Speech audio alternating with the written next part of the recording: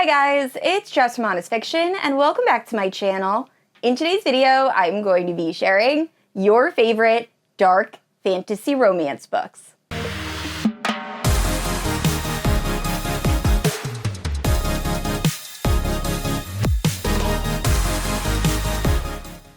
Alright guys, so dark fantasy romance is exactly like the name suggests. It is a fantasy romance book that deals with some darker themes, normally with a very alpha male love interest, and they are my absolute favorite types of books to read. I love fantasy romance and romantasy. I also really enjoy dark romance, so when you put the two together, it is perfection. So I ended up asking over on my Instagram for you guys to tell me your favorite dark fantasy romance, and I had so many responses. So this video is going to be a mix of dark fantasy romance books that I've read. I will give you a spoiler-free plot synopsis for every book, as well as my overall feelings. And then some of these books I actually have not read or heard of, so I'm going to look them up on Goodreads, give you an overall gist about what the book's about, and if I plan on picking them up. So you should get a good rec out of this video. Now, if you're unfamiliar with my channel, I post new videos every Wednesday and Sunday. If you haven't yet, please like and subscribe. You can also hit that notification bell to be notified whenever I post new bookish content. You can also check out my Instagram, Goodreads, and Patreon, all linked down below. With all that out of the way, let's talk about these dark fantasy romances. So starting off with Reign of Shadows and Endings by Melissa K. Roehrich. This is the first book in the Legacies series. So in this story, the gods have abandoned the world, and the Legacy rule over the Fae through this brutal selection process. And Tessa, our main character, never expected to be selected, but on this Judgment Day, she is chosen to become the personal source to the heir of endings, and is now thrust into the darkest kingdom of them all. So our main character ends up being forced to have a mating bond essentially placed upon her, and it's her struggling to deal with that and wanting her freedom, all while all of these other people are trying to use her for their own gains. And I love this series. I am so happy the series is gaining a lot more attention.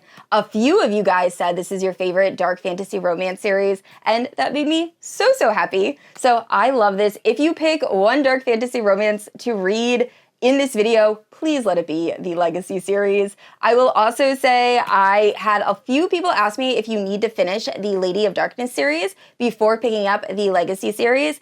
You technically do not have to. I do think it is a better reading experience if you do. However, you do not have to. This can be read as a standalone. So please, if you have not read this yet, it is so good. Just check the trigger warnings. And next up is a book that I have not read yet. However, I did just talk about it in my March TBR and do plan on picking it up in March. So we have Anathema by Keri. This is a dark gothic fantasy romance. And in this story, we are following Mavis, who I believe is a witch, and she ends up being banished to a deadly forest known as the Witchnell.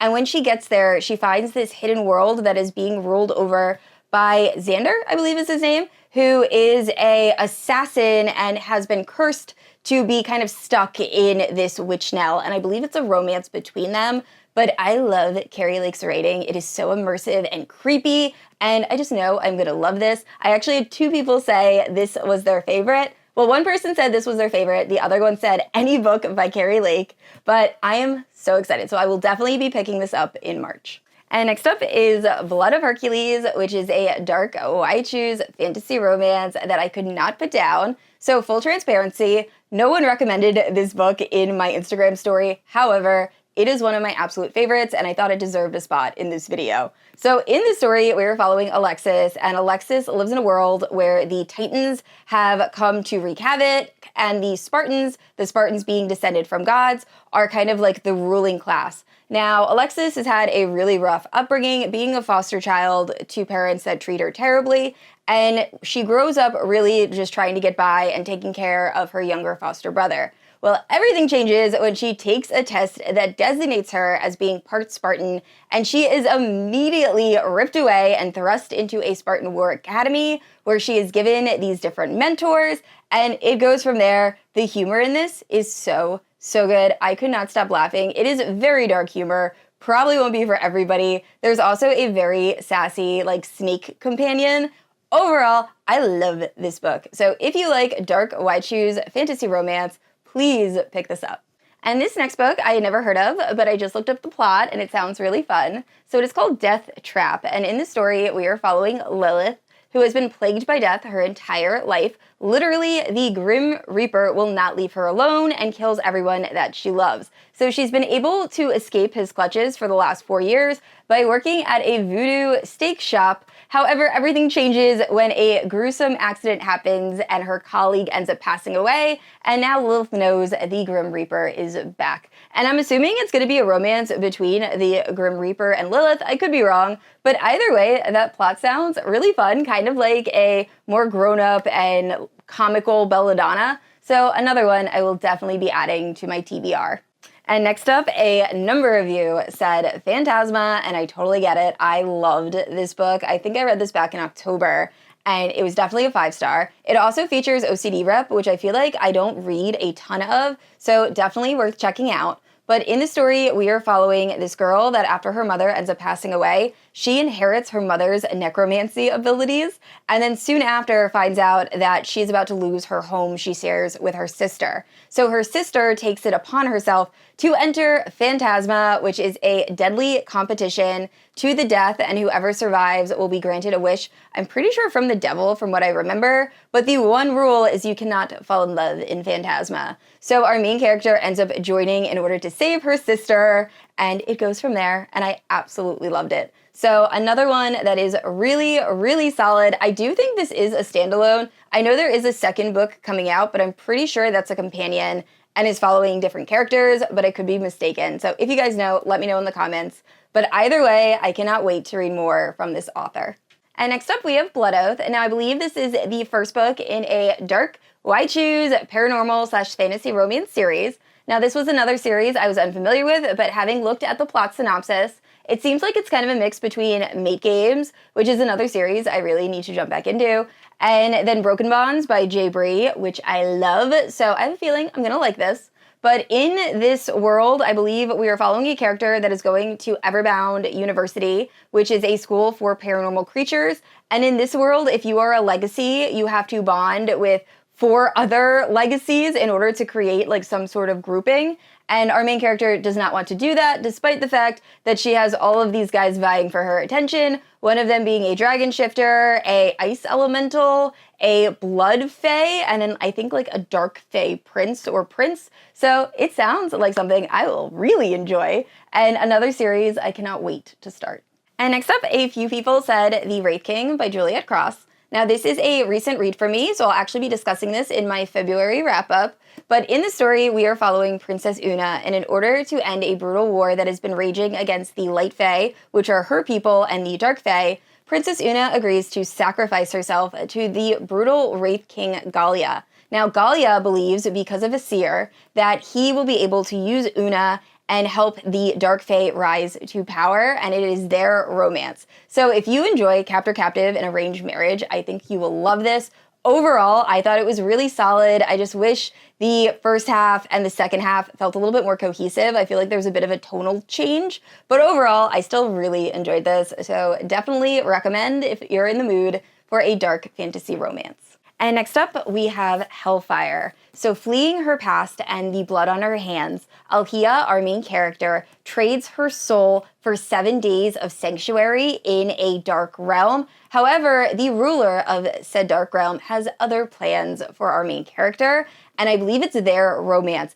I have been waiting for the audiobook of this book to drop for years. I've owned this physical book for, I think, 2 years at this point, and apparently the audiobook is dropping in like 3 days. So I did not talk about this book in my March TBR, but I will 100% be reading this in March. Thank you to the person that recommended this, because you also told me that the audiobook is coming out. So I appreciate you, but I cannot wait to read this. I've heard such good things. I think this has like an angels and demon vibe, which I love. So another book I cannot wait to pick up.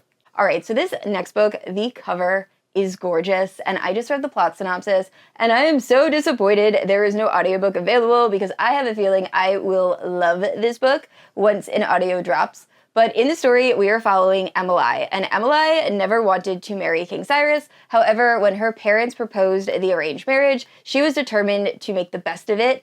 until she met the king's brother, Layden. Now, Layden believes that Emily is a gold digger and is trying to sabotage the wedding, and all of this really comes to a head when an event takes place that forces them to become allies, and I'm assuming it's going to be a romance between the two of them, and it just sounds really angsty, really good. I love a great, like, enemies to lovers romantasy, so crossing my fingers that an audiobook does eventually drop. And next up, one of my patrons actually said Amid Clouds and Bones by Ella Fields. This was our Patreon book club pick for February, so I'm so happy you guys enjoyed it. So in this story, we are following Mildred, who is the half-fae, half-human daughter of the mortal king. And in order to create an alliance with the Seelie Fae, the king offers up Mildred to Anakin, the prince of the Seelie Fae. And he is notorious for playing these deadly games and just being very cruel, very heartless. So right when Mildred thinks that she's starting to get the hang of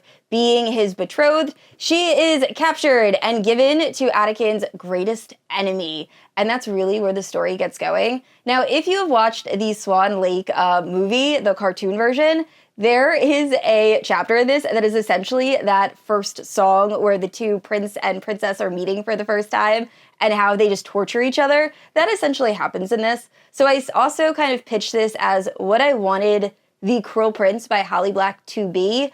I didn't love that series, mostly because I didn't know it was YA, but this is like a dark grown-up version, and I really, really did enjoy it. Now, I will say this is not my favorite book by Ella Fields. She does have some darker fantasy romances, like A King So Cold, The Stray Prince, and then Nectar and the Wicked. All amazing reads, but this one is also spectacular, so highly recommend. Next up, 6 of you said City of Gods and Monsters. So in the supernatural city of Angel Threen, it is incredibly difficult for humans, like our main character Lauren, to survive amongst vampires, witches, and werewolves. And everything becomes even more dangerous when our main character's best friend is kidnapped, and now Lauren is thrust into the dangerous underworld, and I believe she has to align herself with some sort of mercenary in order to get her friend back. And I have been wanting to read this series for so long, and I cannot blame it on the audiobooks this time. It is just the fact those books are so incredibly long. They are thick books. So I've been really nervous about starting. I know once I start, I will enjoy it. If you've read that series, what did you think? Have you tried out the audio? I know the audiobook recently released, but I've heard really, really good things about the City of Gods and Monsters series. So another one I really hope to check out. And next up we have The Scattered Bones. This is one of my most anticipated reads for March. My friend April from Happily Ever April read this a while ago and said it was her favorite fantasy romance of the year. And since then, everyone I see reading this book is giving it 5 or 6 stars. I just know it's going to be fantastic. And it's short. I feel like I never see romantasy or dark romantasy that is this short. But apparently, I don't know very much about this. I just know we are following this woman whose greatest love was tortured. His body was ripped apart and scattered throughout the world. And she is determined to put his body back together and is willing to overcome absolutely anything to get her greatest love back. So it is their romance, and it's going to be epic. So as soon as that audiobook drops, I am reading this book, probably in one sitting. And next up is another one of my favorites. We have How Does It Feel? This is actually a special edition I just received. I believe it's from the Bookish box, but I ended up doing a special edition trade, and when this came in, I lost it. I just think this is so, so pretty and really fits the vibe of the book. Let's see if you can see the inside too. But I love this series. I will say it is very unhinged. It's definitely dark. It's not going to be for everybody. But if you like dark romance and you check the trigger warnings, I would give this a try. So in this story, we are following this girl that when she was young, she believed she saw a fae, and because of this, she is obsessed with any sort of creature that has wings. So when she grows up, she is studying this endangered moth, and while searching for said moth, she accidentally stumbles into the Unseelie Court, where she is immediately almost killed so many times by the prince of the Unseelie Court, who upon seeing her just loathes her. And there is a very interesting tree monster in this book that I cannot get out of my mind. I wish I could. He is just so creepy. But other than the tree monster, I really did enjoy this. So I will say the second book definitely has a bit of a tonal shift. It takes place, or the setting is in a different place than this book. And overall, the feeling is just it's very different. It also presents a different type of trope that I didn't think we were going to deal with. So I'm not really sure how I'm going to feel about the series overall. And next up, we have What Lies Beyond the Veil by Harper Elwoods. So I had a few people recommend this book, and someone was so sweet. They actually pointed out that they picked this book up because I had just recently talked about this book in another rec video, and they ended up flying through it. So that made me really happy. So thank you so much for that. But anyway, if you're unfamiliar with What Lies Beyond the Veil, it is a story following this girl named Estrella that lives in a very patriarchal community that has a veil that keeps the dreaded fae out of like the human community. And the way they keep this veil operational is by human sacrifice. So when Estrella refuses to marry someone very high up in this community, surprisingly, she is the next chosen sacrifice. But when she goes to be sacrificed, the veil ruptures and all of the fae come spilling out and they start marking humans. And I just really, really enjoyed this series. I will say I am not caught up. I finished, I believe, book 4 and haven't moved on.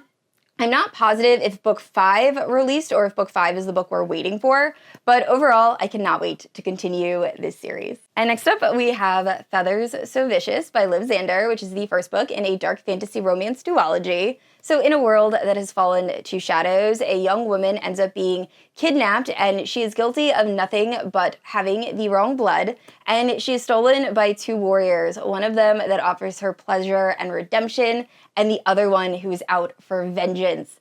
And I'm honestly not sure if this is why choose or not. Like I said, I only read this first book, and there's definitely 2 possible love interests. Now, the second book, I don't know if it's going to be a love triangle or a why choose situation, but I am very intrigued.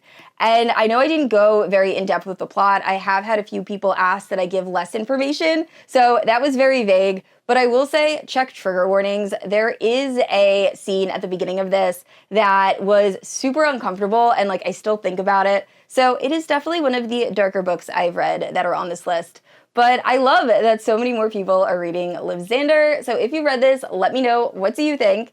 And once again, let me know if this is why choose or a love triangle. I think I've had a few people tell me before, but honestly, I do not remember. And last up, we have Alchemised by Senlin Yu. So this will be releasing in September. It hasn't released yet, which might seem a little confusing, but I will explain at the end. But in this story, we are following Helena, who is a gifted alchemist who has been captured by necromancers and her memories fractured. Now, the heads of the necromancers believe that Helena holds the key to the last bit of resistance that is going to be taking place, so they send her to the High Reeve in the hopes that he'll be able to unlock her memories, and it's their romance. Now, if that sounded familiar to you, it probably sounded very similar to Manacled by Senlin Yu, one of the best fan fictions I've ever read in my entire life, one of the best books I've ever read in my entire life. I don't know why I said fan fiction like that. It is so good. Now, the only downside is I believe it is off of Archive of Our Own, which was one of the only ways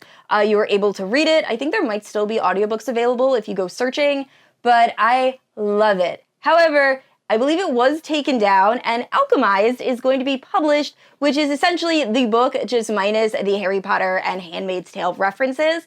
I cannot wait for this book to release in September. It is literally going to be like a birthday present to myself. I already pre-ordered it, so that is one of my top reads. But the reason it's included in this video is I had a few of my friends recommend Manacled, and I didn't want to talk about the book and have people not be able to access.